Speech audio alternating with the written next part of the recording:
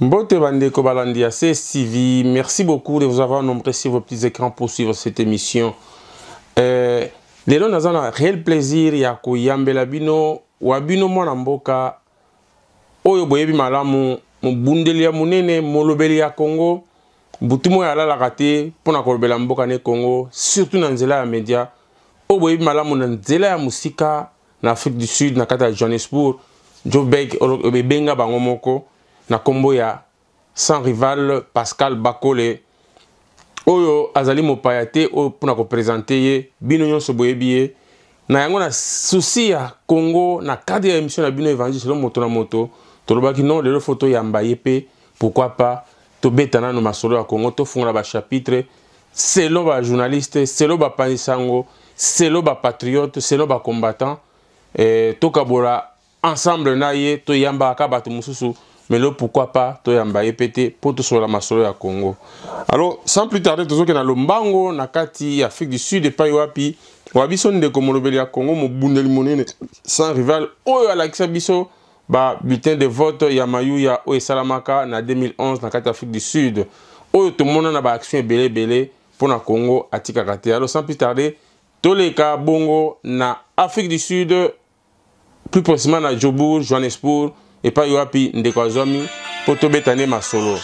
Alors ndena otiko yebisa bino balandi ya CSTV Congo Succès Télévision toza na ndeko na biso sans rival en direct de Johannesburg ndena yebisa bino to sur la masolo Congo na kati ya émission na bino évangile selon moto na moto to ko fungola ba chapitre na ba verset to yebi ke Congo ba chapitre na ba verset et aussi la carte même na libération to kozala yekenge parce que Bible lo eza Congo eza munene kolega même na Bible oyo ba memela biso na ba mindele. Alors mbote ndeko sans rival. Oui, mbote ndeko dona. Voilà. Lelo yo wabino wayo ndeko maître dona asepelaki to mesana ko yamba kaka bato ba politicien ba combattant banani me sengelaki biso pe to yamba na to meka ko sola situation mboka na biso ndenge na oto yebisa bandeko to ko sola na yo makambo etali Congo eza na makambo ebele ko solola esengeli pele mususu biso moko pe to sola yango na lolenge ya biso pona ko talisa bana mboka ni to sengeli ko sala ni to sito sala. Donc na masolo na biso alelo na ko yebisa na bandeko ke to zali ko sola likambo ya Congo to na makambo ya ba vote to na makambo ya na ko benga on soit disant unité to union ya ba opposant to na makambo ya machine ya voter o to bengi machine ya voler to na liwa ya mama na biso bena o ya tiki biso na mboka ya Afrique du Sud pa na bino bozali et sengeli pe to ba bato fanda kana bango to zaki pe na mwa mutuna mususu o ko permettre to ko tuna yo oye bisa biso pe bandeko bazali eza na bosengi ya bandeko toye bandeko oyo babengi Bishop Élysée o to mona ki kaza grand combattant mais na suka bato bazoye ba esute azandengeni comme ça yo loko zaki ne pembeni mokili mobimba baye ba kiye Bishop Élysée ba point to ko sola na biso na yo yango wana soko zali prêt to ko banda na point ya liboso o etali beaucoup plus ezali mingi important za makambo ko la Congo. Oui, ndeko dona, je crois qu'on a toujours été prêt pour le Congo à 3h du matin, 4h, 5h. Biso, tozali baponami, il y a libéré Mboka na biso. Donc nous sommes mis à part pour l'intérêt, il y a Congo. Voilà. Merci beaucoup ndeko sans rival. Tobandi directement émission na biso. Na yebite lecti no kosa la biso to moni makambo ya ba élection etoki ba opposant ba tomboki lelo to kanisaki que bandeko bazali pona ko sauver Congo mais tozo comprendre soute est-ce que zali kamba ba intérêt na bango personnel ou pas ba dialogue salami ba ko salama kilikile mais apparemment c'est comme si solution à Congo mona na raté kanambe on dirait piki misisa na ye malgré unité ya ba opposant yo moni boni likambo oyo Félix alobaki to kende na transition sans Kabila bandeko ba opposant musu baboyi mais lelo yo ba invalider ba misusu ba baluki bazongi na raison na likambo Félix alobaki et Félix siko yepazi direction ya élection est-ce que okoyi koyebisa selon yo koyebisa bandeko ba congolais nini lelo comme likambo ya unité mais ba vie et comment qui partager moi lecture no rosa la biso na situation na bandeko baza kolanda yo. Merci beaucoup Sukisa TV, merci Maître Dona. je crois bien que na répondre à des volets à liboso d'abord de fleurs na ndeko Félix Tshisekedi oyo azali vraiment mo kitano ya papa na ye tel père tel fils. Papa Tshisekedi oyo azalaki vraiment oyo ya lobby ya monde et salemaka mingi autrement na politique tokobenge pe prophète. Ndenge moko pe tomoni pa ya Félix c'est un lobaki transition sans Kabila vision ezalaki monene pe moulayi nde esika tokomi sikoyo. Alors nous sommes obligés de faire une transition sans Kabila, mais on ne casse pas deux, on ne fait pas d'omelette sans casser deux. Donc, dès qu'on a eu la transition, Bongo, Kabila Vandi a lobby que non, à partir de l'onga, la Karima Boko, les bino boko la transition. Non.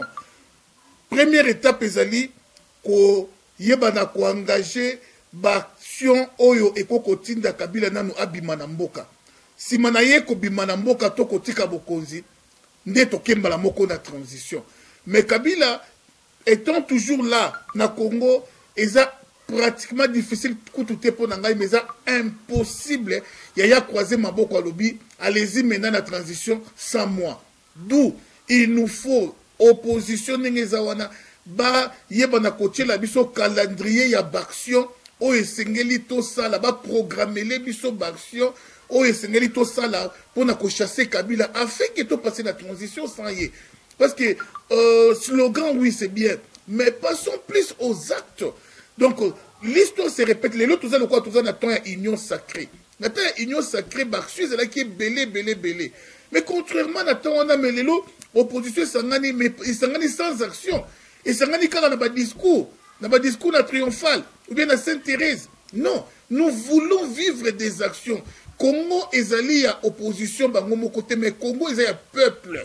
Donc au peuple il faut ayebana ko se prononcer. Donc le peuple se prononce dans la rue.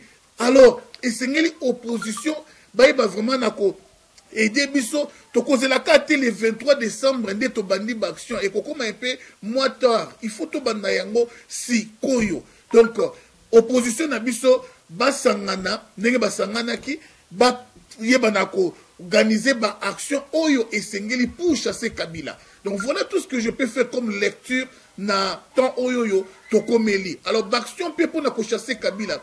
To sala mo baction mike belé akendate. Donc cette fois-ci, il faut tout raisonner ba stratégie ya minene vraiment oyo continue na Kabila mbala moko na départ. Ce qu'on tali bien Kabila za coincé au cou. Quand les alaki ata meeting ya pambo opposition, il faut ba dégâts ezala. Mais ils ont vraiment soumis parce que azobanga Nations Unies, azobanga communauté internationale, on doit en profiter. Il faut profiter na yango tout ça la siko ya minene makasi. Pour ceux qui ba bomi mutu, ba bomi batu. Alors wana singanaye vraiment ezomi na kingo. Voilà tout ce que je peux dire maître Dona opposition ba pesa la biso, ba pesa so programme oyo ko senga to kota mamon action. Merci beaucoup ndeko na ngai sans rival mobundeli monene maloba kitoko na banzi balandia CSTV Congo sur cette télévision bayoki yo balandia CNT live balandio. Alors kasi tomoni bandeko ba déposer ba candidature na bango mais après invalidation tomoni susu ba concertation bandi ba réunion sami na Bruxelles ba misusu ba comme na tendance net ba boya et na yoki rock regroupement des opposants congolais ba créer ce groupe mususu masolo Genval 50 tomoni to boaki na mai nde to boaka ba accord ya ba Addis Abeba ba Lusaka nyonso et comme masolo ya sika. Ce qui est au courant, on a évité, ba Belge peut éviter ba lingini na masolo yango. Tokosuka wapi awa basali rock, c'est-à-dire rassemblement pe ekufi nango. Tango toke na rock tokosuka nango wapi na éviter ozana moi maloba ko ba propos ya lisolo wana. Ba Belge ba lingini ni rock ye ko sala su nini po basala nini machine à voter te. Bon, est-ce que ce machine à voter zate? Kabila ko benda sous singate système à bazoka. Bon, toi qui est ce qu'on a masolo, il y a bulletin de vote, tous les sous sans rival à Kangela, bulletin en Afrique du Sud, ou cette fois-ci, bah, on s'est l'habitué en sous na ba Corée, le quoi, bah, comment que ma musique pour tout Kanga, malgré ça, bah, Congolais, bah, Kangagi machine. Lecture, nous, on a Makamouya, regroupement des opposants congolais, au Salami, na Katia Belgique, au Sengela, il basa là, même avant même bah, invalidation, bah, mandat, avant même bah, dépôt, bah, candidature. Na évité, yo, lecture, nous, ça, il a biso. Moi, je crois que Maître Dona et Alibosona nous exalent que la Bible ezali presque histoire ya ma réalité nyonso oyo toza ko passer na moment oyo tout est bien défini dans la Bible.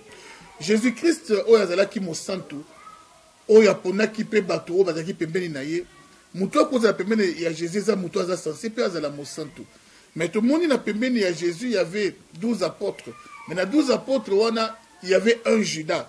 Judas na mupanzi, Thomas oyo pe ye il faut logique il faut amona po andima pe tomoni Pierre oyo awangana ki Jésus. Alors trois types ya bato yango tozo to vivaka bango na monde na awa. Na opposition bato wana pe bazali. Bato obo kende tina dernière minute awangani bino. Awangani bino ya propre lokola bachibala basala, lokola ba olengankoi basala, ba Roger Lumbala basala. To wana type ya bato oyo baza ba traître lokola ba Judas bateka ka bato. Bato wana bana kati opposition. Lokola Vital Kamerhe, ndeko Vital Kamerhe eza kutu secrétaire moki moma eyebi. Bokende ti bokomi na suka alors à trahir. Alors tozana ba type ya bato misusu oyo vraiment bango faut pas que na likambu ti na suka o ba la chaka likambu ne bandelité, c'est-à-dire ba lokwa ba Saint Thomas, il faut que na likambu ti na suka. Bible lobi celui qui relâche est l'ami de celui qui détruit. Donc il faut aller na likambu ti na suka. Baza ba genre ya batu misusu oyo avant boko na suka ye akite bino. Tango ya union sacrée, même les kengwa dondo étaient dans l'union sacrée, les kamanda wa kabanda bakotaka na union sacrée, les nyamwisi akufa kawana bakotaka na union sacrée. Mais avant bakoma na suka union sacrée comme la suka bakoma ki déjà ko fragiliser union sacrée na kolongwaka on commence pas ngonza Carlibon alongwaka na yé mutozaka ko président ya union sacrée babandi ko longwa. Donc genre ya bato wana bazalaka toujours na kati ya ba groupe et bien surtout na ba mouvement congolais bazapi na kati ya rock wana bato wana bazali. Mais ce qui est important, Tshisekedi basala bazaka 13 o babandaka UDPS, mais Tshisekedi atikali tina suka vraiment ya nakati na UDPS. D'où nous demanderons aux gens fidèles apparemment o bazako apparaître vraiment fidèles, lokola ba Martin Fayulu, lokola ba Félix Tshisekedi et les restes va tenir tina suka parce que une seule personne avec le peuple a copé sa victoire. A combien plus forte raison plus d'une personne avec le peuple. Donc, je n'ai pas confiance dans le regroupement et dans l'opposant en entier. Mais dans la confiance, il y a une ou deux personnes qui vont tenir les coups jusqu'à la fin avec le peuple. Na volonté à peuple, bakope sa biso victoire. Voilà tout ce que moi je pourrais dire. Donc, quand on a confiance, il y a 2, 3, 4, 5, 6 personnes au Banakatiwana, bakope sa biso et longa. Mais on ne peut pas lâcher les groupes ou bien Kobo ya kope sa confiance dans le groupe Likolo ya ba traître, Likolo ya ba Pierre. Non. En tout cas, tout tenir toujours pour bangonde ba sur le terrain na Congo, nazalaka pe vraiment pour mingité na biso ba combattant oyo to jeta kaka mabanga ya mabe sur ba opposant, bango baza sur le terrain baza pe kobunda. Baza pe kobunda. C'est difficile mundele nenga zawana. Alongwa aya azwa yo boketu na Belgique alobi yo kende o comme président de la République. Bato bazo beta match sur le terrain o bako chabi sur le terrain. Ezaka boposa baza sur place wana. Bao baza sur place wana bazo beta balle sur le terrain. Nous autres tous ba téléspectateurs, tous pesa ba idée, tous sponsoriser tout ça makambo je tout ça là. Alors nous avons intérêt vraiment ya ko soutenir le pays mokotomi baletomi sat o baza dans les bons. Voilà tout maître. Merci beaucoup sans rival, merci beaucoup vraiment Namaloba Kitoko, vous avez édifié Pesali ko fongola peuple congolais. Je pense maman Langai Chantal Moadi na Italie, Hollandi Ango et Media Medina combattante à Kitoko et le bataille Mogo sans rival Bakole, les plus belles combattantes en Europe. Donc ça jusqu'à prendre un peu sambote batu ba mona ma bête. Alors vraiment merci beaucoup Namaloba nayo ezaba maloba otozelaka peuple congolais zelaka et non ezala maloba ya ko critiquer bitumbe komi les loyo ezape mutuna na pesa na ebité soki lectine rosala combat ya Kabila dégage na internet et bungi même na baninga ba journaliste bisomoko même na ba combattant ba patriote bitumba lelo e komi tolo ba vérité et komi bitumba moka contre Félix Tshisekedi na ebité pona yo eloko nyezo koma ke bitumba ne bongo ma Kabila dégage e bungi a pemia komo melane champagne place azali na ba ndeko ne ba Rubero na ba Bisengimana bazana joie moko parce que batu baki parasu bangote et komi mbwa swimbwa na yebite pona yo o réfléchir nini koza nini sali ke bande ko ba la minduki et comme contribution à biso ba congolais. Pauvreté zamingi dans le chef du peuple congolais, vraiment, il y a un taux très élevé de la pauvreté. Il y a les bosso yangwana. Alors, quand on est très pauvre, on est facilement corruptible. Donc, bako corrompre na 1000 euros, bako corrompre na 2000 euros, na 3000 euros. Donc, ça va corrompre déjà au sotengami. Première raison yangwana. Deuxième raison, de quoi même la biso tribalisme. De quoi même la biso kaka tribalisme yango mokote ma même la biso haine contre la famille Tshisekedi. Mais la biso haine ya makasi. Donc, il y a vraiment Gira na vie na ene total film ya Terminator. Ma film Terminator qui y a Gira Sarah Connor, il faut akufa. Donc ala la mukazo du kaka place Sarah Connor azali abomae. Ils ont encore la ndeko na biso oyo boyebi très bien. Souci na yezali donc exterminer vraiment la famille Tshisekedi. Quand il commence avec le père, papa Koufi présente ba condoléances de la famille, compatir ata na liwa ya papa jamais, mais lui continue son combat contre les fils. Alors, il entraîne avec lui les gens n'ayant pas été sur le banc de l'école, n'ayant pas aucune culture intellectuelle pour analyser certaines choses. Il attaque comme balé bango, na philosophie, na yatanga na classe, ya kwa mbriaka bongo na bango pe ko divisaka facilement la diaspora. Ezali pasi, eza pasi, eza. Ndeko ngo, pardon ndeko sans rival. Ndeko ngo zolo ba nani ngo ndeko Roger Lumbala ou bien nani? Ndeko ngo yebani aza kutata ya kotanga kombo te ndeko na ngai. Ndeko ngo yebani, ayebani très bien. Nga sa rivo na banga na ngai te. Papa na biso Honoré Ngwanda. Papa Honoré Ngwanda a contribué makasi vraiment na destruction ya combat. A contribué makasi. Donc bandeko eza participé mawa. Ngana jetaka ba fleur na ba combattant na biso ya minene. O miso bazaka na pareko. O vraiment basala ngai sengo. Lokola 1, lokola 2, lokola B. Lokola pe oya mwasi wana mususu wana pe aki combattante munene azali ko sepesanga mingi. Mais lelo oyo vraiment ndenge Mwanda pe ngwisa bango nazaka na souci makasi. Nazaka vraiment na souci makasi. Alors ça c'est une des raisons oyo et affaiblir combat bato babosani cible. Babosani vraiment cible makasi. Kabila dégage mais Ekomi Félix dégage. Ekomi tel dégage. Alors même muto oyo nous soza pembeni ya Félix Tshisekedi devient vraiment mutu vraiment Yakoboma. Mutu nyonso azali sima ya Félix, même qu'on soutenir Félix, il faut pas le kaba neutraliser, même na niveau ya média. Aux journalistes, aux ba makambu ya bien, il y a vrai, puis il y a bien pour Félix, il faut pas le kandeni ba ko kata yo mutu. Alors ce n'est pas vraiment intéressant, donc il n'est pas encore tard. Je demanderai à tous les Congolais, oyo ba pengwa déjà ba tozongela biso na combat ya Kabila dégage. Et surtout que tu comme la veille même il y a départ il y a Kabila la veille quand il fallait multiplier les situations tant auto commis ce qu'on a ici dans 2010 ou bien 11 façon tout la pression on est à 2011 à 2010 en tout cas les lots peut-être Kabila Ngazali sous-souté pour Kabila est affaibli, il est vraiment affaibli, mais pendant que Kabila est affaibli, nous aussi la diaspora to commis peut affaibli ma casse contre Kabila, c'est là où les bas blessent les qu'on a mettre Dona. Alors le diable a confessé pour le moment, c'est Honoré Ngwanda et les gens corruptibles. Pour Honoré Ngwanda, peut ça tout bon côté. Philosophie na yekaka oyo ya mabeya atanga na classe et puis na mbongo pe oyo Kabila oyo azo corrompre batu o batu aner bazo corrompre ba combattant faible yango ne mutu et affaiblir un peu moi ma solo na diaspora. Donc toloba ke soto landi malamu ndeko na ngai na mutuno na tuna réponse au pesi, je crois que tango lobi ke ndeko kulutu na biso Honoré Ngwanda ye nde mutu asali musala makasi. Est-ce que tokoki koloba ke papa Honoré Ngwanda a aidé ba belge oyo baloba depuis longtemps que baluba bako simba pouvoir na mboka wana te? Est-ce que ezali continuité on a to yepa bimika na ndenge ne moko et c'est coïncider eko kanana oyo to yebi na histoire parce que les kamunazo beza histoire bato bakola liboso ba yebisa biso histoire ndenge ezali ba belge ba fungoela bato ya Kasai misu ke bakoki ko simba te po baza trop éveillé, donc il faut faire na bango attention. Et ça continuité wana to ye asala on a lolenge na ye. Bon, vous savez une chose, la parole de l'homme n'est pas une lettre de l'évangile. La lettre de l'évangile, c'est ce qui n'est pas révocable.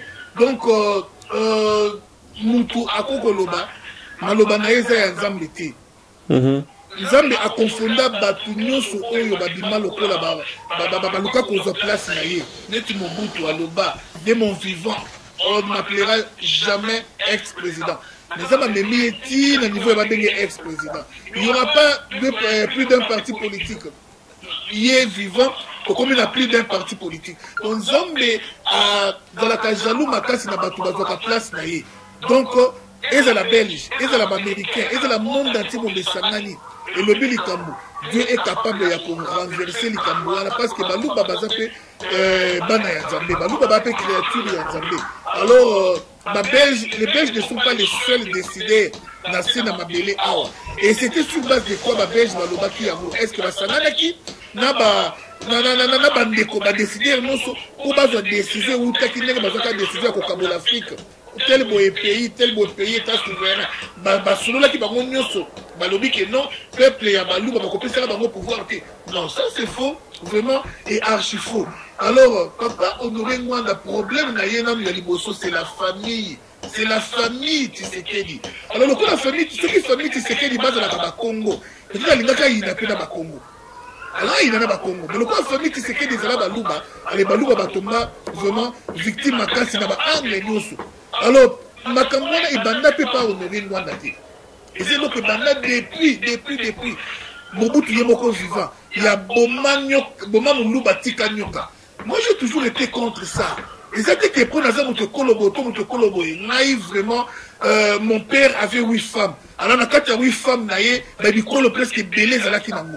Et Zalaki Nango, papa Balakan de Koya, Nakobo Yotanga Kombo, de Koya famille Peka ya Mobutu Kaka Balakaye, et Abalatel. Alors vraiment, tout le monde là. Tribalisme, on est exactement comment bien dans la Congo, bande qu'on a mis sur alors, mon tenue sur la base, il y a tribalisme, mais attends, on doit comprendre. Donc, combien de temps on Congolais, il faut accepter la grande sacrifice. N'est pas comme la mission de Moukeni. N'est pas comme on a tout ce qu'on a la puissance de la mission peuple congolais. Merci beaucoup, Ndeko Sans Rival. Vraiment, Congo a posé à Kimia, Congo a posé à unité. Et c'est to lingana to bo tribalisme. Papa Honoré Ngwanda. Okoki ko chata mai na vena ote to sauver Congo. Okoki ko lukate o sangisa ba oyo so kaboli na ba oyo bakabwana yo ko mesika mo pona sauver Congo. Est-ce que souci na yo ya Congo ezali to ezali te? Congo mboka monene, Congo bomengo me Congo la komi pauvre to komi ba mandia to komi souffrir libanda to komi ko kufa ba maladie ezate mutalali akufi. Nyoso pona passer à Congo. Congo ni boko tikela bakoko na bino. Congo ni toko tikela bakoko ya biso. Soki peuple aza okabwana ayoka na kate moyen azala uni atonga mboka ezate.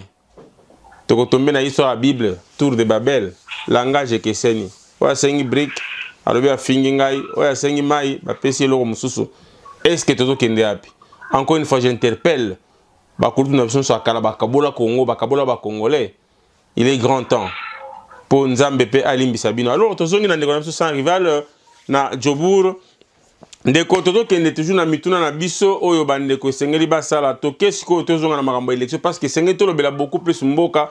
Merci beaucoup pour le message nous senga unité tribalisme ekufa pour recevoir mboka. Alors yozo mona lolenge nini machine à voter bulletin de vote. Est-ce que nous espérons encore que le 23 n'a peu de temps etikali le 23 décembre élection au Salama. Ceux qui ont Salama, ceux qui vont repousser à Yango.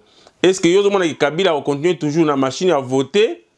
Topé to le Ganaba bulletin de vote. Lecture nous en Yango pour la situation. Bon, moi personnellement, machine à voter, le Bélarné est au côté.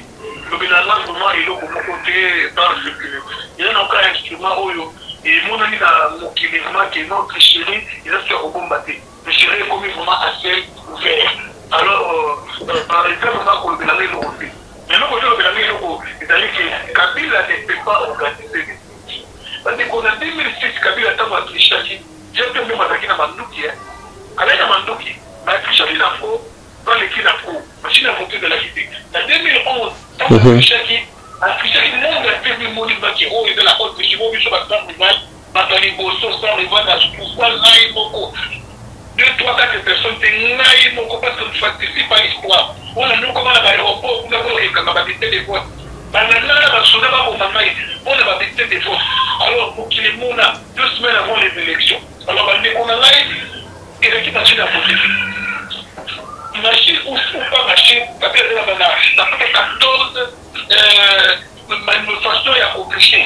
Donc, pour la naïe, donc, Kabila, il faut qu'il il faut se possibilité de parce que les locaux, on est pas la stratégie. Sinon, nous qui cassent, nous machine à voter PP, tu es dans cette élection. Dans la façon, il y a opposition à l'élection. Même à Taba, un témoin de la tout ça. Nous avons un témoin. Pourquoi est-ce que toi, ton acte est collectif, mais tu ne seras pas collectif? Si ton niveau est collectif, mais tu ne seras pas collectif. Comment on peut battre témoin? Tout qui va y avoir sur le temps de la vie, il y a 60 ans, 50 ans, on va dire, le pan, on a monté d'arriver, c'est pas sûr que la le pan, c'est facilement. C'est ça le problème pour la naïve de l'Ikaka. Les élections sans Kabila, les élections sans aussi la Kabila. C'est ça. Les Congolais doivent se prendre en charge. Il faut la charge. Il faut la naïve. Donc Kabila, pour te baser, il y a tel la sortie monter au sein de la maman qui va plus faire un fait. Non. Les Congolais, ils étaient dans le banal des Cameroun. Pas trop, déjà, ça va perdre. Pas ça va perdre, parce que pour là. Vous, c'est la maman, ça va me flammer dans tout. Donc, ils ont échoué. Ils ont tactiquement échoué. Donc, même dans la candidature, il y a majorité. Il ne fallait pas que les Congolais accepter. Donc, pour la élection, avec ou sans machine à voter, mais il faut faire des choses pas cas. Solution, il faut que Makabila. Merci beaucoup. Solution, il faut que Makabila Kanambe, il y a des milliers de Congolais, les familles comme bana comme orphelin, bana comme veuve, matanga partout. Congo comment na ngonda kwa matanga inonda ko ya esengo. Et pas ibango ba sepela ba fetaka. Congolais a souffraka alelaka. Toko suka wapi. Congolais lamuka kola la pongite. Ezamboka na yo. Lobi. Nzamba retourne na pese comme belo bundela ki ngote pona. Tozo ko bana émission na biso tozo kende toujours ko kende malembe avant to s'il sa point o ya liboso to ko na deuxième partie émission na biso. Alors on de ko rival to moni comme d'habitude ceux qui marchent comme kende na tendance to yebi ya malamu to mona ka ba défilé bandi ya ba mindele ceux qui même atata ngo président na biso Tshisekedi wa Mulumba Zalaki ezala ceux qui et comme pemela bimisa na nzela o mona ba ambassadeur ba tie mulongo ba tamboli.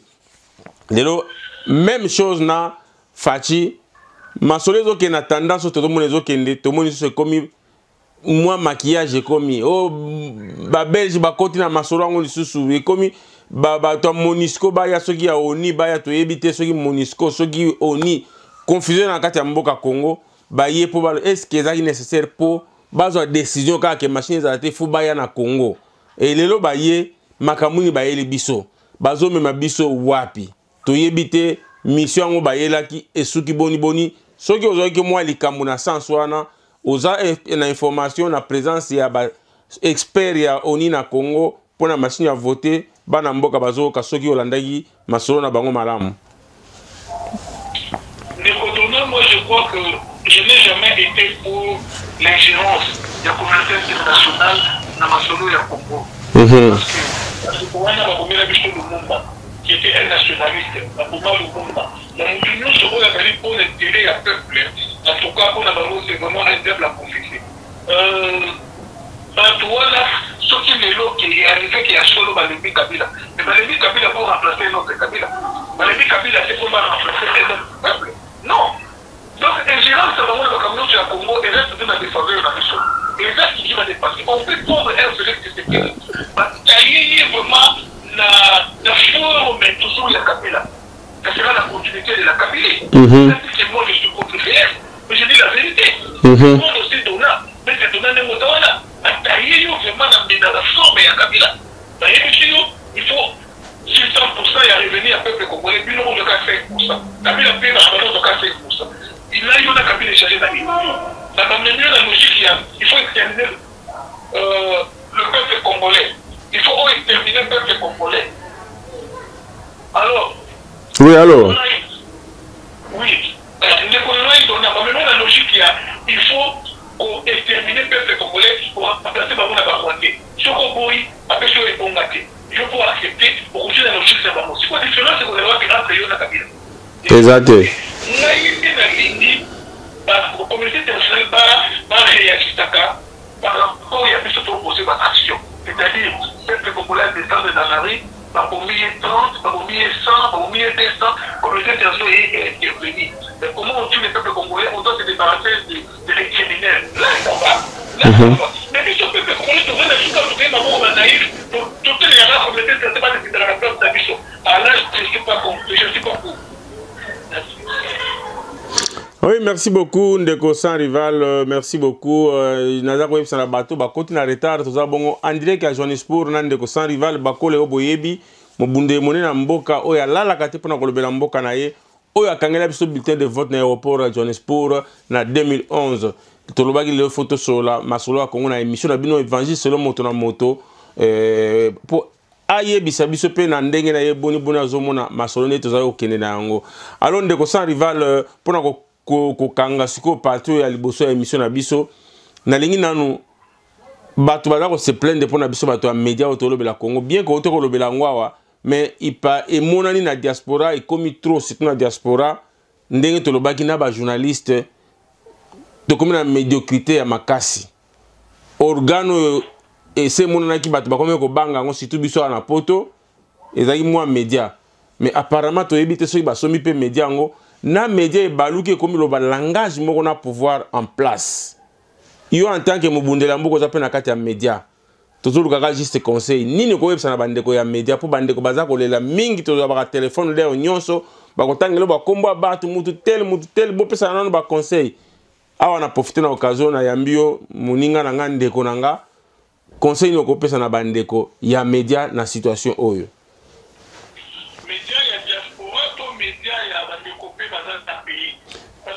C'est différent un peu. Tout ça, la jeunesse engagée, on a payé encore la oui. La diaspora, ils mettent des dollars sans rival. Mais il y a diaspora de la Congo. Oui, beaucoup plus de plaintes dans les médias ou la diaspora. Ba plainte beaucoup plus dans les médias ou la diaspora, mais s'il faut payer aussi qu'on passe un conseil, na bazana sur place na terrain, pourquoi pas?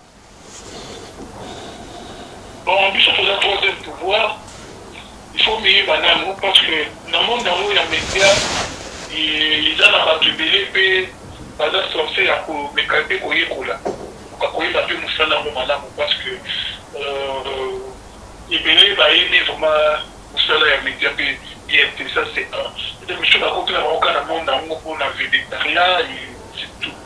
Deuxième chose, c'est d'aller. Comme beaucoup de gens papa n'a pas on est au moment comme on est au moment makasi au fond de la téléphone de l'élite par contre celui autant de compte donc la main qui donne c'est celle qui dirige donc par contre celui autant de compte parce que sur les injonctions mobo yo zala la tendance yo zala il y a vraiment des côtés qui sont pas si makasi et qu'on a naï la scène n'a pas de connu sur les journalistes de bani total à Congo intérêt à Congo tout le monde a bon à Congo Congo n'est pas ça Congo maman Congo n'est pas pour la bichou Zambé Nicolo la scène à Mabélé par des salles de Congo alors tout dans la vraiment pas trop de contraire tu vas de Konanaï sur la trahison il a vraiment ma belle ma case tout le babo solo tout comme où est allé au solo té n'a dit pas risque va au risque belé n'a pas le babo solo n'a pas ça va image ya solo donc, ils je ne suis pas le meilleur pour la jeunesse de ce nom. Mais là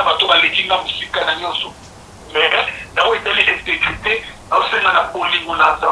je ne vous condamne pas, mais je vous exhorte vraiment à travailler pour l'intérêt du Congo. Parce que nous, sur les médias, en Europe, en Amérique, au Canada, partout, je vous exhorte vraiment à travailler pour l'intérêt du Congo. Ça sera vraiment une bonne chose. Il faut faire la pierre, voilà tout. Les lots, côté dans les médias, mais dans l'année, les paroles s'envolent. Les lots, les paroles ne s'envolent plus. On archive, on a un jour, et il la catastrophique. Tout d'aller chez mère bien, parce que c'est ça pour éclairer la population. Les lots, il y a qui Michael Jackson pour les médias. Vous avez vu qu'il existe un Bill Clinton pour les médias, télévision. Vous avez vu qu'il Donald Trump dans la dernière élection pour les médias, télévision. Donc nous sommes vraiment un pouvoir. Donc nous sommes terminés. Tout est dû à la réalité. Tout est dû à la réalité. Tant que nous avons fait ça, quand nous avons fait ça, nous avons fait ça. Et nous avons fait dû à la réalité. Et nous avons fait ça. Merci beaucoup de la mission sans rival pour la émission Kitoko Maloba Kitoko aux autres peuple congolais Masolo Maloba ya unité voilà eza esengo mingi na kasi parti wana liboso toko kanga yango alors on a profité na yebisana no na bandeko ba yebi vraiment otozala na bango na Hollande tozala na matanga na sangwaliwa ya munene oyo bato nyonso ba yebi Amsterdam ba yebi Krailo Lupango tozala bengango ndeko na biso Beatandresse oyebi boyebi bino nyonso azalaka gentil na batu azalaka ko manquer jamais na ba ko assister batu maman na biso gentil malamu lelo yo atiki biso kaka na voyage à Kinshasa azongi lisute abilité mutu pasi kokwe atiki biso. Alors pour le reste du programme je pense que toko pesa bino prochainement to souhaiter que la famille a bandé comme ça Beatandresse to présenter pardon condoléances vraiment que Nzambe ayamba molimo na ye na kimia vraiment ezama mingi na to Beatandresse je pense que Amsterdam Mobimba Belgique pe ba yebiye na mingi donc voilà programme Bolanda yango toujours na banzela ya ba réseaux sociaux ndenge bomoni bande ko bazo koma biso pe to commencer toujours programme ya malamu mais boye ba ke akufe na Kinshasa abilité mutu pasi akwei kokende nyonso libela yango wana sur ce tozonga na plateau na biso na zongi na ndeko na biso sans rival toyoki pe sango ya mawana Afrique du Sud esika ozali mama na biso bena na bao bayebi ete azalaki moko ya ba mama pe basimbaki apareko o penza ba soutenaki apareko bazalaki proche penza na papa na sonore ngwanda mais mu pepa délivrance yaki bango pe bazaka libéré lokola mama na biso leki na biso songe ya mbeli na kati ya États-Unis na pese mbote place ozali leki na ngai na musala kitoko ozo sala pona mboka na yo na bandeko na biso Isaac Kuku bazwaka pe mupepa délivrance na sima lokola pe ba misu bandeko na biso Ernest na Angleterre bazwa délivrance ya kotika pare ko pa mona bazaki na bobungi alors bakendaki mutakenda nzaya na ye mama na biso bena na ndeko na biso Isaac Kuku azape na fils na pese mbote bakomaki na Enor oyo ezali lingomba ndeko na biso musupa azwa délivrance akenda azalaka vice-président ya apareko ndala wandala nde bakenda osala lingomba wana ya Enor. Alors mama bena toyokaki kaka ye patiki biso na bakondition moko toyebi te mais tolingi to précision ndeko Pascal lokwa yoza kuna Afrique du Sud mama na biso bena akufi ndenge nini o relate biso nano yo mto sur place. Maman Beneta normal que des protagonistes non ma condoléance na ndeko akufi na Kinshasa pour pouvoir aller na poto vraiment pour mes condoléances la famille Mobimba pour la mari maman Beneta ezali normal maman Beneta elle est très bien en très bonne santé quand elle est dans la carte elle occupé pour dire elle est normal qu'il a elle est libérée la moitié sous est-ce que il va au juste aimer. Vous avez la autopsie, tout soit suite, il faut mal évoluer maman Bena. Il s'agit de son passé, il s'agit de son passé. Mais attends qu'il va tout autant dans le monde de la politique, il y a la réalité de l'île, il y a maman Bena. En tout cas, il y a aussi plus de mille qui payent dans ma solo aux alliés politiques. Ce qui est allé, j'ai un canal météo à Tondi, à en Afrique, c'est des pélés, la planète, on se l'a quand même pélé dans mon cas. On va utiliser des instruments télé ou soit va neutraliser dans les mukilini peso mu Congo ou soit va neutraliser physiquement. Mukilini peso mu Congo nini na ko passer par rimer à l'hôpital. To ko yo de mettre dona da ko la ko ba mona ki na mende. Mettre dona ou tout ça va passer par rimer voilà et neutraliser. Alors, maman Bena, si elle n'est pas victime ya Kabili, donc à la victime il y a peut-être bateau ya komati ko. Autrement, bateau il y a komaki peut-être qu'on le la vérité non qu'on dit ça mais qu'on la vérité là bas bateau là la chaka le qu'on a Albert Mouki c'est là un témoignage de frère de Makoto peu nous qui d'appliquer des choses quand on est collé à Bantouro il va comment qui ou yebi après vous qui êtes avec la vérité là-bas donc Bantouro a passé une opération qui est belle la casse j'attends qu'il y a deuxième république nous on croyait qu'il va se reporter la même au sol mais je crois que nous devons vivre quand la continuité là le quoi les vocabulaire les tout mettre la nationalité nous devons vivre la continuité on a été la carte de diaspora on est comme la mutamakazi au fond la mission Kabila n'est pas le seul ou à Zakoboma mais la carte de la mission qui est appelée la bande de tout ça Zakoboma donc on faut faire très attention à lui il y a pas mal d'étaler il y a beaucoup naturel des il y a beaucoup normalité donc la bagaille a vérité le côté là il faut peut-être que ça dans cette organisation appelle la ka ou appelle la ka tel rien en très bonne santé à la vie à Kébéla en tout cas je salue mission principale voilà tout nous c'est la programme si Coco est dans la banque donc c'est un programme je dis quoi. Merci beaucoup ndeko na biso sans rival pour na kopesa biso précision na kantina ina beta moi c'était mukenza bandeko bolimbisa ezali toza ko accuser mutu te mais ba soupçon quelque part il faut to ça attention nango je crois na lobaki likambo muko mususu na vidéo na ngai bandeko tozo kufa ba liwa moko tozo ko comprendre te ça sous clarté lié parfois à la politique mais ils a passé je me rappelle encore une fois na ebisute na za na idée te ya année je sais pas 2013 14 12 na ebité na kotanga komba ndeko te na kotanga EPT mais na ebi kaza ndeko ya lingomba o tozolobela ndeko sans rival azolobela tozane na poto awa azaki mo bunde munene pas au monana mais à se fasa na bitumba wa monana rasulté na tangi komba mutu te aloba na ngai boye clairement alobi que maître Dona il faut faire attention pour mikolo ko ya liboso awa ba kombata ba na kufa mingi et les gens qui na ba idée na mutu te ki ba poison ko zala nini et na négliger ka message je n'avais pas compris auta azala kito azala katilo na habité pour s'effacer tout le monde a sauté na l'habité ka kufa za vivant mais ami benda pendant na masolo combat mais azalaka na lingomba wana tozolo o ndeko na biso sans rival azolobela et tant on a moni bandeko bazo kufa na liwa mo compliqué idée yelinga ndenge yelinga suna émission lelo pona ko mituna ndeko wana iloko netindeka lo babongo ayoka ki mwa nungu te pe alobaka na nga na miso bazute na ndenga biso mibale eza ini tazo kebisanga alors je ne sais pas est-ce que baliwango bandeko ba mokufa eza na sens wana ndeko azako loba to yebite mais soki biso na biso tozo bomana bandeko tozo sala musala ya bapaya o to ya ko sala ba disco butu mo ke toza occupé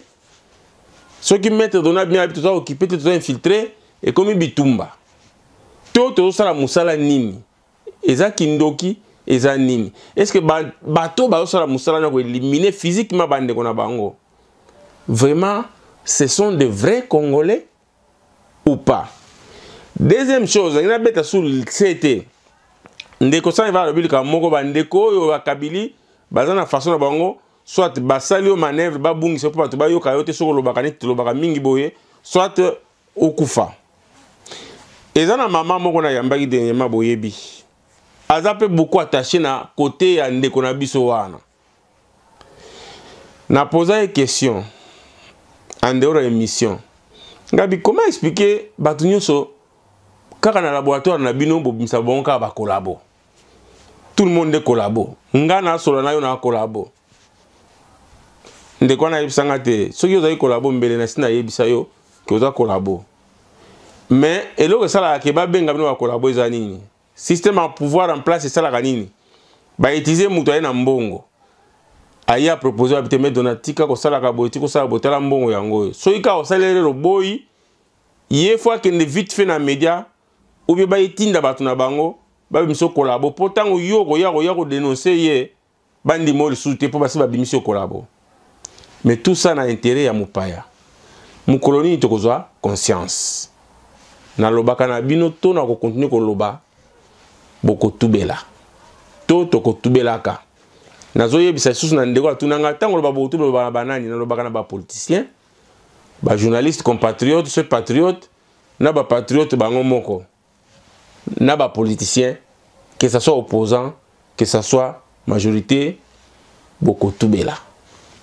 Pendant cette émission na biso tozongi so na ndeko na biso sans rival en Afrique du Sud, ndeko sans rival bandeko baza na kati ya bobungi mingi surtout na biso bato totemela mboka bato bazomona biso lobi bakomona biso tobila engage boye lobi to changer lobi toza stable te awa na poto toyebani biso na biso ya na facilité ya koyeba ke ao toyeba ye mosala yango wana parce que alandaka mbongo yango achangeaka mais sikoyo bandeko bapose nga bakestion mingi sur ndeko na biso Élysée nga binga na koko expliquer bino Élysée te soki aza ndeni bazotuna nga aza lolenge nini bapesi bango mo ba exemple kene o muso azalaka toyebi ye bon eza musala na ye mais o kuna azanga habité moko na chance ya kozwa te Élysée moko na kotuna ye to moko na chance ya kozwa moko na Afrique du Sud na kotuna ye lelo okazo epesameli idée elinga na kati avant to bande émission idée elinga ina tuna yo mutuna oyo bandeko ba mitunaka oyebisa biso nanu ndeko Bishop Élysée batu bamoni aza intellectuel aza musala na nzambe par rapport à ndeko muso azalakawa bakoko comprendre ndeko azalakawa mais oyo asalaka lelo alobi ka muso lobi a changer aza nanu c'est quelle personne ya Bishop Élysée aza nani po expliquer bandeko balanda biso batuna mutuna wana yo muto yebi malamu bofanda na yepe bokabola mwa mai me bokabwani bozongani yebisa biso nanu qui est Élysée. Bon, merci beaucoup Maître Dona. Nazan a 3 témoignages à couper ça sur Bishop Élysée. Témoignage à Liboso outi na A ya mi balé na B na ya mi sa tonde outi pa na ngai moko. Témoignage oyo outi epai na membre ya famille na ye. Membre ya famille na ye ayebisanga noir sur blanc de ko jeune nazo blaguer te la vérité. Alors Bishop Élysée azaka na problème ya mutu. Bishop Élysée abela mutu abela baner azwa libuma na vie na ye. Bishop Élysée alia matiti alia makasa. Bishop Élysée abika basoigna ye Bishop Élysée akoma kosambela ipa ya kutino place akoma ko travailler. Bishop Élysée croyait qu'abiki vraiment na bosolo mais basekel eza toujours. Bishop Élysée azala bakisi oya melaka pour na santé na ye et à se ressaisir quand même. Wana eza témoignage ya membre famille na ya za ko exhorter nga na ndenge ya ke nazwa soin ya Bishop Élysée natika ka faiblesse ne ebima na misu ya batuti. C'est ainsi qu'il a géré vraiment na péché na pekisa ko Bishop Élysée ko le kaka na be mission ya batu misusu te oyo yebi bien te bakoko triquer yo ce n'est pas intéressant parce que je savais les faiblesses à Bishop Élysée. Bokota la bien na be mission belé à son rival Bishop Élysée a été vraiment à la hauteur il y a combo de Bishop Élysée. Mais juste après, tant au Kabouani naïe, des erreurs en erreurs, des bêtises en bêtises, erreurs en erreurs. Pourquoi? Parce que ma place, M. Bané, qu'on les capé, Bazalaka, qu'on censurait Babilo, qu'on aille vraiment dit. Je parle de Bishop Élysée Yakala. Dans le bela, il y a l'éloté, Oyo, l'élo, Oyo, sur les képans de qu'on a appelé Diamant Noir Gisèle, que je salue en passant, des gros bisous à toi. De qu'on a tout le bela vie, Mbote Nayo, dans le bela, ma solo à 2011.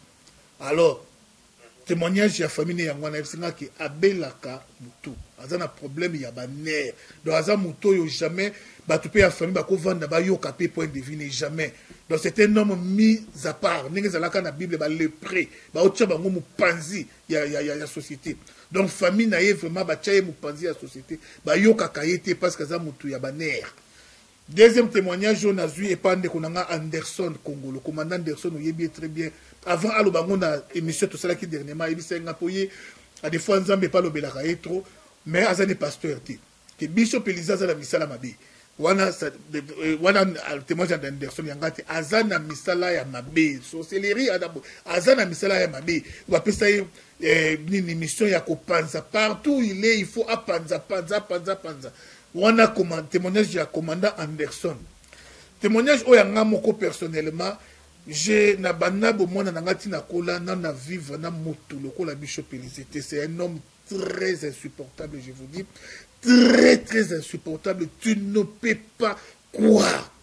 Tu ne peux pas croire. À midi, au PCA 20 000 na midi, à Zongi, na 18h à Yeli Soussou. Oh non, moni, il faut que monsieur de 5 mégabytes, bani, opimelié, mbongo. Lobby ou apprendre que, à l'égal d'une émission, à Fingio. Mais on peut ça qui mbongo na midi, na midi, na pourquoi il y a lobi aleki afingi yo na ba bêtise na mwasi na yo na ba koko na yo na mwana kutoza na libumu ona na botami te afingi ye na génération nyonso koya ekobotamaka nsima afingi bango ya famille na yo. Donc est-ce que vous pouvez vraiment croire comprendre ça? Donc babiloko mike nga na vivre na yebite soki na mokili awa eza na mutu o Bishop Elisa ko bebisela bino ke celui-ci c'est mon ami na yebite soka ko existaka. Il est très insupportable, moi je vous dis. Na niveau moko très élevé oko kokayete ato pesier ba million. O pesier ba million mais likolo ya tonga kaka soki ozaki na tonga to pesiete. Ah, nenga ko bossa na nenge ako humilier na télévision. Donc je vous dis que un ingrat de la très haute facture.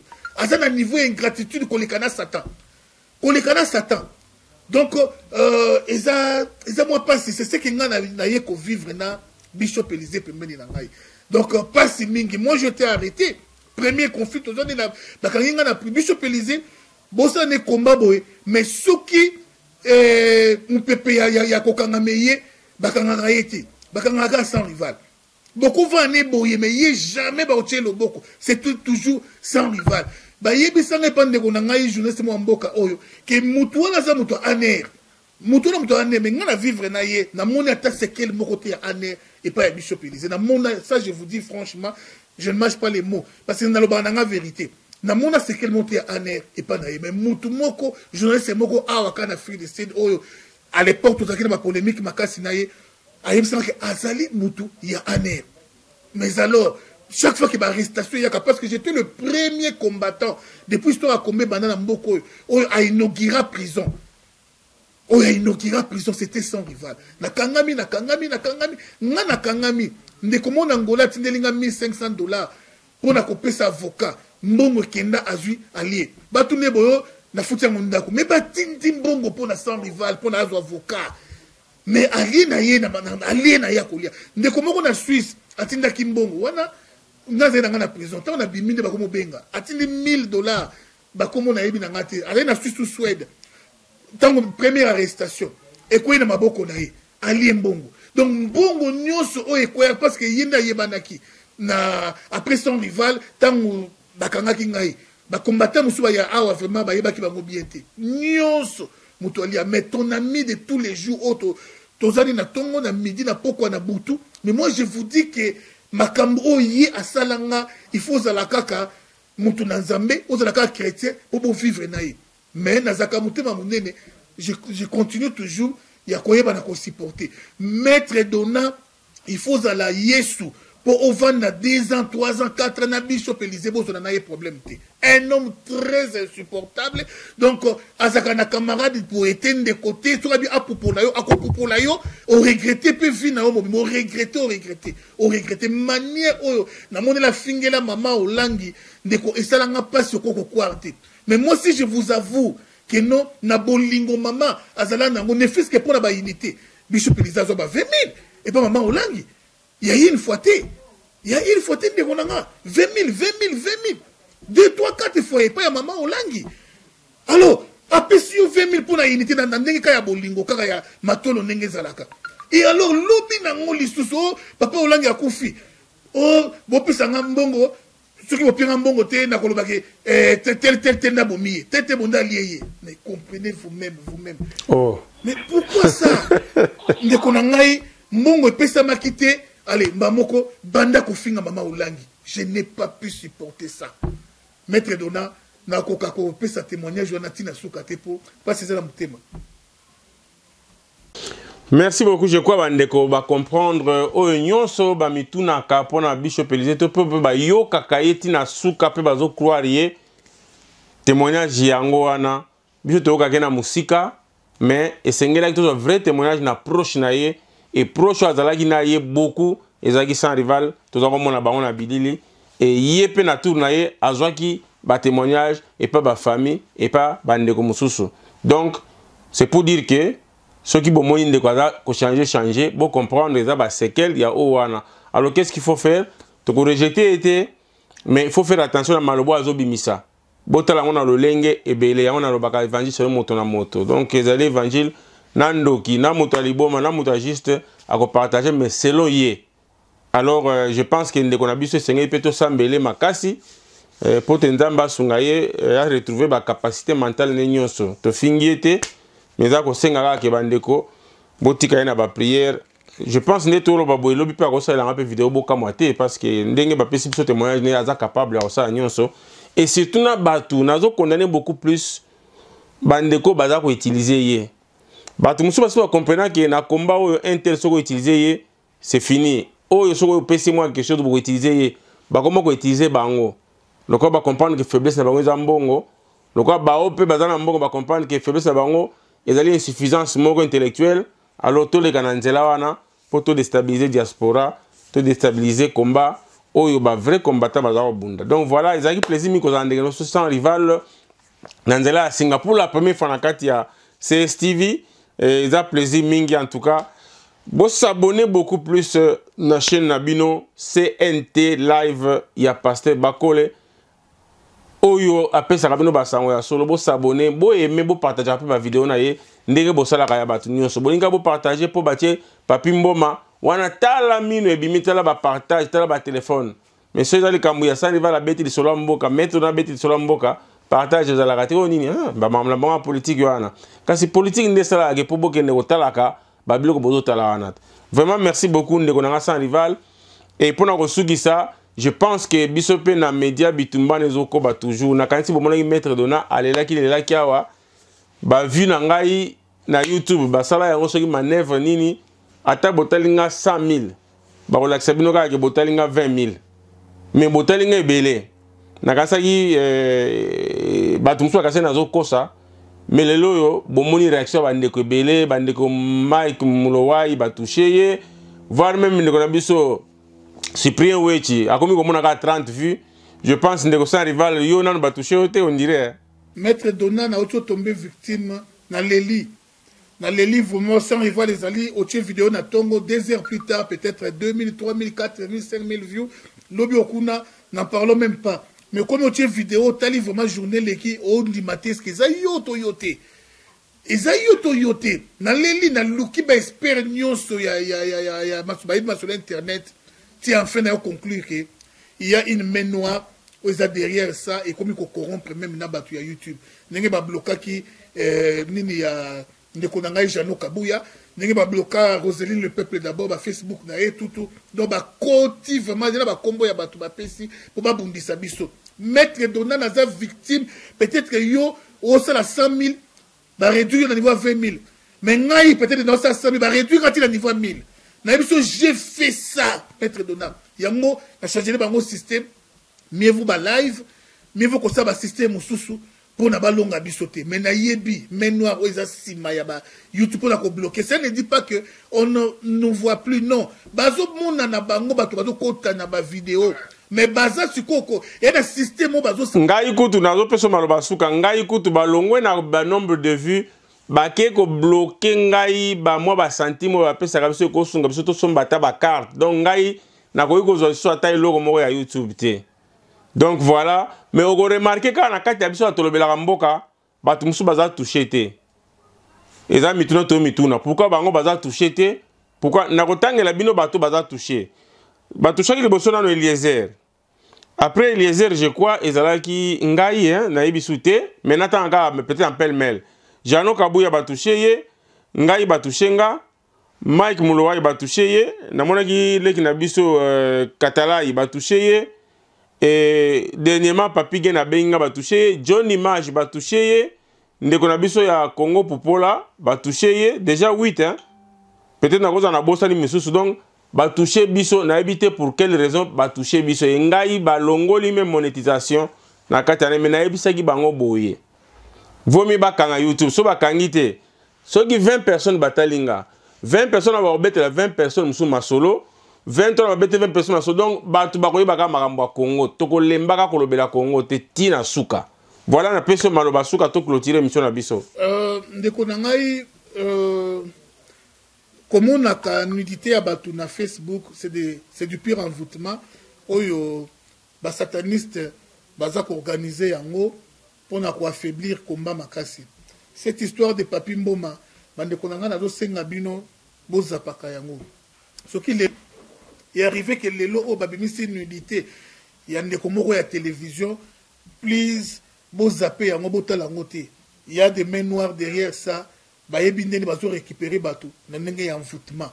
Alors ce n'est pas intéressant, ce n'est pas vraiment intéressant, ce sont des histoires bien planifiées dans le monde de ténèbres pour na kosala yango. Qui sait ceux qui mutu lokwa papi mboma pe azani sataniste ane mutu monde ba financer pour que babilo ko ani salema tout ça et bino no so botali tali yango bokomi envoûté.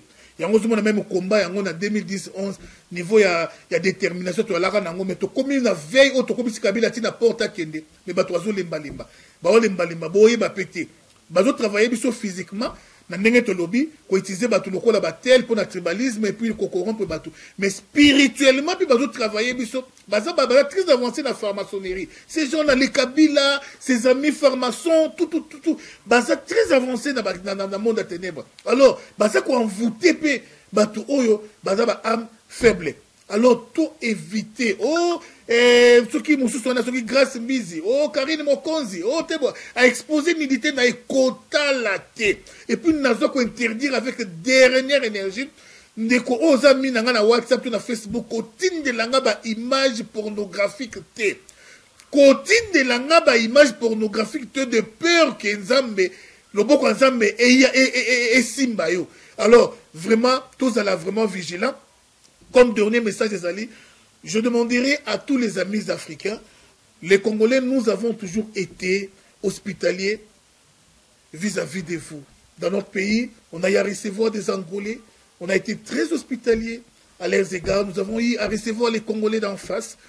On a toujours manifesté de bonnes volontés, on a eu à recevoir toutes les communautés différentes, tous les pays différents. Mais en retour, ce que nous, on reçoit, ah oui, c'est vraiment ce qu'on dit, remercier quelqu'un à monnaie des singes. J'ai à visualiser certaines images où les Chinois ont y a tabassé un Congolais jusqu'à la mort. C'est pitoyable. Les Congolais d'en face nous ont plusieurs fois refoulés et maltraités. C'est pitoyable. Les Angolais n'en parlons même pas. Quand ils disent Zaïrens, à l'époque, nous avons y à vivre les hauts et les bas en Angola, j'étais en Angola. Ici en Afrique du Sud, n'en parlons même pas. On nous appelle des Makwele et tout ça. Mais pourquoi les Congolais, on nous maltraite toujours? Pourquoi nos frères que nous, au pays, on reçoit très bien, très hospitalier. Mais par contre, ce que nous, on reçoit, c'est vraiment un salaire que Mobutu payait ou un solde que Mobutu donnait à ses soldats. Vraiment, c'est pitoyable pour nous. Chers Africains, ayez aussi vraiment de l'amour vis-à-vis de vos frères congolais que nous sommes. Nous avons eu à compatir avec nos amis sud-africains au temps de l'apartheid. Nous avons même cotisé de l'argent pour assister nos amis victimes des massacres de Soweto. Mais en retour, qu'est-ce que les Sud-Africains ont fait pour les Congos? Qu'est-ce qu'ils ont fait? Ils ne nous assistent pas, même dans nos marches, tout ce qu'on fait, ils ne nous assistent pas. Chers Africains, nous avons tous la même couleur du sang. Veuillez venir vraiment en assistance. Nous sommes, en droit on dit non-assistance de la personne en danger. Nous sommes en danger. Pourquoi vous ne nous assistez pas, chers Africains? Pourquoi vous ne nous assistez pas? On a toujours été hospitalier à l'égard des Rwandais. Depuis le temps de Mobutu, on aimait bien les Rwandaises. On les aimait. Mais qu'est-ce qu'on a reçu des Rwandais? Alors vraiment, je vous en prie, cette fois-ci, ça risque d'être œil pour œil, dent pour dent. Merci Maître Donat, merci à celle qu'on appelle Média Médina, la plus belle d'Europe. Merci à Inos, merci à tous nos amis qui ont prêté vraiment attention à cette tranche. Merci à toi Maître Donat. Yo oyozo leadership makasi ya media nzamba pambola yo nzamba sala na yo toujours kende toujours liboso kolanda biloba lobate ce qui bazolo ba mabe pona yo c'est-à-dire au mati ce bazolo ba mabe pona yo te c'est-à-dire ozali na elo côté tu n'as rien, tu n'as pas d'étoile. Merci. Merci beaucoup ndeko nanga sans rival pona kopesa ngai topé balandi nyonso ya CSTV occasion oyo mbala liboso na yambio na émission et kozala mbala sukate. Vraiment merci beaucoup surtout yopé. Félicitations à Moussa pour la Congo Kolembate, Léo et Leba. Nous avons félicité beaucoup plus parce qu'au passé, dans un moment, on va diaboliser. C'est fini, sans rival, tout le monde est insulté. Mais le souci à Congo, encore une fois, merci beaucoup. nzambe akofuta yo un jour pona musala ya Congo oza kosala mbote pe kimia na libota na mama na bana place pour en Afrique du Sud. Merci beaucoup et surtout des gros bisous na bana noa qui to côté na profil ya basi. Merci nzamba pesa wa bana bien. Lokola ka Media Medina, lokola ka Gisèle Umba Diamant Noir. Merci. Merci beaucoup ndeko nangai, merci beaucoup Nabanzi Media Medina sepeli azolanda biso na moment oyo. Voilà, sans rival yo toyambie à l'Obéli Congo na kanisi place ozali pour sepeli et Diamant Noir, merci beaucoup aussi. Na musalo sala ka d'ailleurs kuto yebi ki toyaki na Diamant Noir na Hollywood ensemble na ye na ba événement esala marakuna. Donc toujours pour nous défendre le drapeau ya Congo na kati ya millions ba Camerounais, ba Nigériens, na ba Ivoiriens, na ba Sud-Africains, na ba Américains musu bazalaki wana vraiment mbote na bango sans oublier ndeko na biso Marcel Kasongo na maman Madoka Lusoko mais pourquoi pas Julie Wangaja maman na biso na kati ya Italie et pardon na kati ya France et na kati ya Italie maman na biso Chantal Mwadi oyo atelemela pe mabela Congo asiliki bana Italie babi turo bakolala pongi te po bamona rokwa bango balalaki rokwa bana mboka papa balobi biso turo pe Congo to kotemela yango.